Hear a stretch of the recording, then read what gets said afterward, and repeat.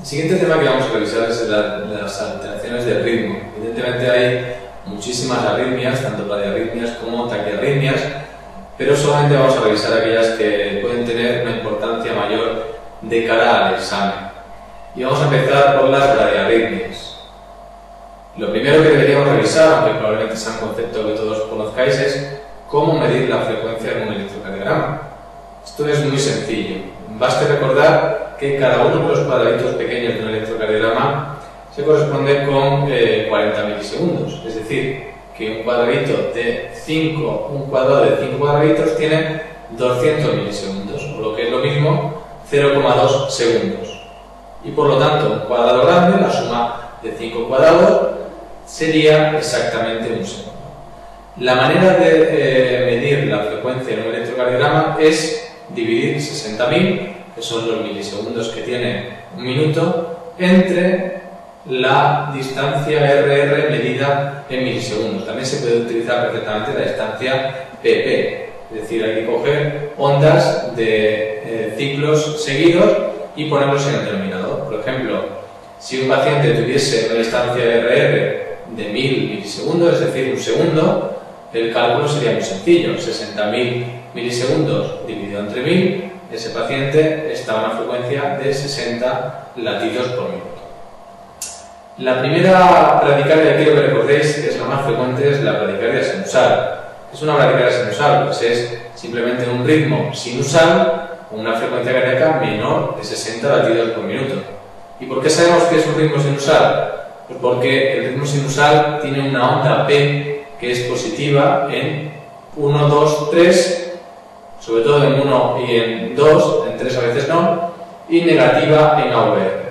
Sí, por lo tanto es una banda que se dirige hacia la izquierda y que debe tener esas características. Si medimos la frecuencia cardíaca y está por debajo de 60 con una onda P de características sinusales, podemos decir que estamos ante una bradicardia sinusal. Por ejemplo, podéis ver en el electro que aparece en pantalla un ejemplo típico de bradicardia sinusal. Todas aquellas alteraciones que producen un aumento del tono vagal pueden producir taquicardia, pueden producir bradicardia sinusal, como pueden ser pues, el dolor, como pueden ser el hipotiroidismo, incluso los grados más avanzados que conocemos como mixedema, pueden cursar con bradicardia. La bradicardia, salvo que sea muy severa y que no, lo que denominamos que el paciente tenga incompetencia cronotropa, es decir, que no sea capaz de acelerar el ritmo cardíaco, en general no tienen una causa per se de la bradicardia, sino que estaremos intentando dirigirnos hacia la causa subyacente a esta bradicardia. El bloqueo auriculoventricular de primer grado no es más que un retraso en la conducción de las aurículas a los ventrículos, que se manifiesta como un alargamiento del intervalo PR, es decir, desde el principio de la onda P hasta el inicio del vórtice. Como dijimos previamente, este intervalo no debería ser mayor de 0,20, es decir, de 5 cuadraditos. Este alargamiento del segmento del intervalo PR no requiere ninguna intervención terapéutica, por lo tanto, la mayor parte de las veces se trata de un trastorno descriptivo que al que suele subyacer un aumento del tono vagal. Aunque el alargamiento del intervalo PR puede deberse a una alteración en la conducción a nivel de cualquiera de las divisiones que hemos visto del sistema de conducción, lo más habitual es que se produzca por una disminución de la velocidad de conducción en el nódulo auriculoventricular. Es más, cuanto más largo sea el intervalo PR, mayor es la posibilidad de que este retraso se deba a una alteración de la conducción del nódulo auriculoventricular. Mucho más importante desde el punto de vista del examen, desde el punto de vista terapéutico, es el bloqueo auriculoventricular de segundo grado, del que podemos definir como una interrupción de la transmisión de algunos de los impulsos auriculares hacia los ventrículos. Como sabéis, de la clase de cardiología hay dos tipos de bloqueos auriculoventriculares. El primero de ellos es el que llamamos bloqueo de segundo grado tipo 1 o MOVIT tipo 1. ¿A qué se corresponde este tipo de bloqueo? Corresponde a un bloqueo en el que alguna onda P no pasa a los ventrículos, pero esta falla de conducción viene precedido de un alargamiento progresivo del intervalo PR. El intervalo PR se va haciendo cada vez mayor hasta que en alguna ocasión falla y no se produce la transmisión. Vemos una P que no está seguida de un QRS. En la figura que veis en pantalla se describe perfectamente cómo el intervalo PR se va alargando hasta que finalmente alguna de las ondas P no se conduce.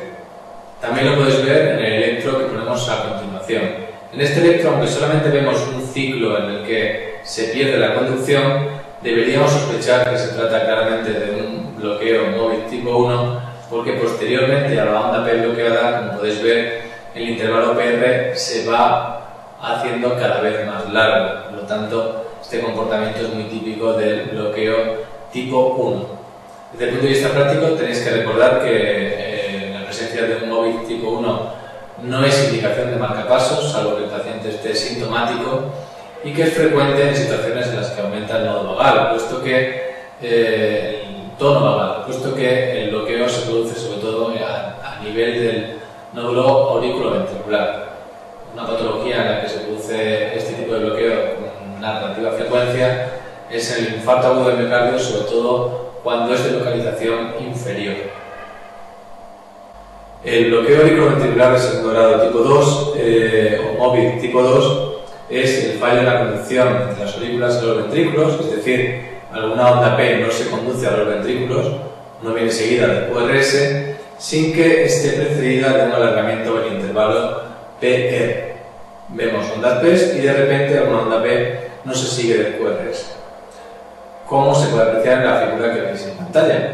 A veces denominamos estos bloqueos según la relación que existe entre las ondas P y los QRS. Por ejemplo, un bloqueo de segundo grado 3-2 sería que de cada 3 ondas P se conducen 2 QRS, o un 3-1 sería que de cada 3 ondas P se conduce un solo QRS. Otra nomenclatura habitualmente utilizada es la del bloqueo avanzado, que hace referencia a que 2 o más ondas P consecutivas están bloqueadas. Por lo tanto, un bloqueo 3-1 ya de por sí deberíamos considerarlo un bloqueo auriculoventricular de segundo grado avanzado. Es importante recordar que este tipo de bloqueos se localizan más frecuentemente por debajo del nódulo auriculoventricular y por lo tanto tienen más gravedad, progresan más frecuentemente a bloqueo auriculoventricular completo, lo cual puede suponer un problema grave para el paciente. Además, como reflejo de esta mayor alteración del sistema de conducción, tenemos que decir que este tipo de bloqueos se asocian frecuentemente con un QRS ancho. Un ejemplo claro de esto lo podremos ver en el electro que mostramos a continuación, y en el que podéis ver las ondas bloqueadas en presencia de un QRS ancho. Otro ejemplo más sería este electro, en el que, como veis, hay más de 2 ondas P bloqueadas y por lo tanto estaríamos hablando de un bloqueo auriculoventricular avanzado. Y finalmente, el mayor grado de bloqueo es el bloqueo auriculoventricular completo. En esta situación, las aurículas llevan un ritmo y los ventrículos otro, porque digamos están desconectados eléctricamente. Sin embargo, como todos sabéis, en la fisiología cardíaca básica, la despolarización intrínseca de las células miocárdicas pues es mucho menor que la de los nódulos auriculares, ventriculares y de la de His. Por lo tanto, un bloqueo auriculoventricular completo puede conllevar el problema de que si se localiza a un nivel muy bajo, el ritmo ventricular resultante puede ser bajo. Y de ahí precisamente puede ser bajo en frecuencia, quiero decir. Y de ahí precisamente, en ese punto radica precisamente la gravedad de los síntomas que pueden conllevar un bloqueo auriculoventricular completo. De hecho, si el ritmo de escape ventricular es bueno, a veces nos encontramos con que podemos hallar un bloqueo auriculoventricular completo de forma rutinaria en un paciente que se hace un electro por otro motivo. Esto también es bastante habitual en pacientes en edad neonatal o infantil con bloqueo auriculoventricular completo y con un ritmo de escape relativamente bueno. ¿Qué ocurre en este tipo de bloqueo? Como hemos dicho, las aurículas van a un ritmo y los ventrículos a otro. En la figura que aparece en pantalla podéis ver que esto ocasiona ni más ni menos que lo que hablamos de lo que llamamos disociación auriculoventricular. Se producen ondas P que vamos a ver en el trazado y QRS, pero sin ninguna relación. La onda P va a caer en cualquier posición del electrocardiograma. Así el PR va a ser totalmente variable. De hecho, muchas veces algunas ondas P quedan enterradas dentro del QRS o de la onda T y no podemos visualizarlas bien en el electrocardiograma. Un ejemplo de bloqueo auriculoventricular completo lo vemos ahora en pantalla y podéis ver con más detalle las ondas P que se bloquean. Es importante, si tuviésemos un compás, lo podéis mirar en este momento en pantalla, determinar cómo la relación entre la onda P y el QRS es totalmente variable. Por lo tanto, las aurículas van a un ritmo, los ventrículos a otro. Desde el punto de vista práctico, tenemos que recordar que tanto el bloqueo auriculoventricular de segundo grado móvil 2 como el bloqueo auriculoventricular completo tienen indicación de marcapasos. Y ya que hablamos de marcapasos, vamos a ver un trazado electrocardiográfico, lo mostramos ahora en pantalla, en el que aparece una estimulación mediada por marcapasos. Los marcapasos pueden ser de muchos tipos, los dividimos entre las cámaras que pueden sensar y las cámaras que pueden estimular, pero digamos que el electrocardiograma más típico es el que mostramos en pantalla, que se corresponde con una estimulación ventricular en modo unipolar, por eso la espiga del marcapasos se ve tan grande, y con el cable del ventrículo del marcapasos situado en el ventrículo derecho.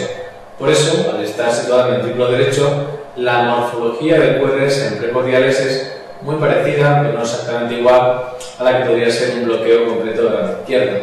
La despolarización se produciría en la punta del ventrículo derecho y viajaría a través del miocardio para despolarizar el ventrículo izquierdo. Por lo tanto, de la misma manera que ocurre en un bloqueo